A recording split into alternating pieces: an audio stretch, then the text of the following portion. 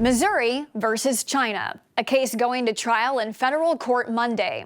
The state is suing China for $25 billion, accusing the Chinese government of hoarding personal protective equipment during the early days of the COVID-19 pandemic. Missouri's Attorney General filed the lawsuit and says it's a chance to hold China accountable for its role in the global pandemic. Critics of the suit argue it could set a new precedent, allowing the U.S. to be sued in Chinese courts. The lawsuit against the CCP was filed back in 2020, with the state AG, Andrew Bailey, arguing China covered up vital information about the virus and was hoarding PPE supplies like masks and ventilators in the early days of the pandemic. Bailey's office saying China thwarted the production, purchasing, and import and export of medical supplies. As a result, Bailey says China's actions caused widespread harm to the people of Missouri.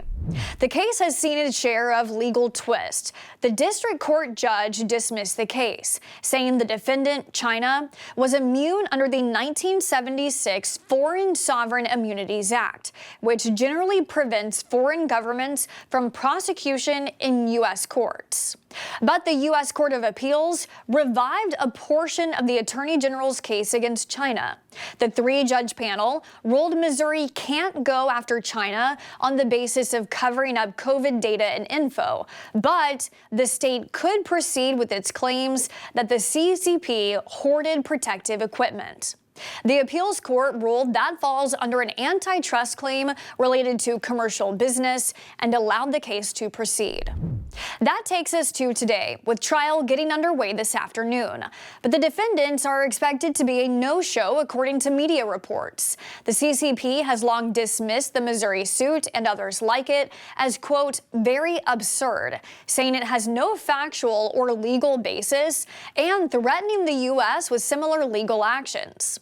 The CCP sent a notice to the State Department last year regarding state cases against China, saying it does not accept and will not participate in such lawsuits.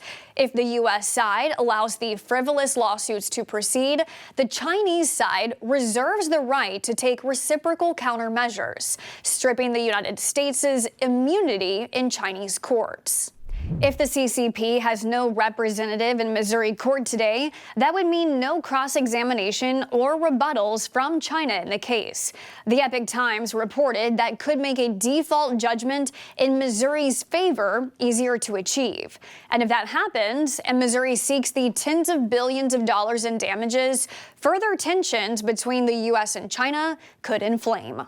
Thanks for watching our news update. For more stories that matter to you, you can download the Straight Arrow News mobile app today.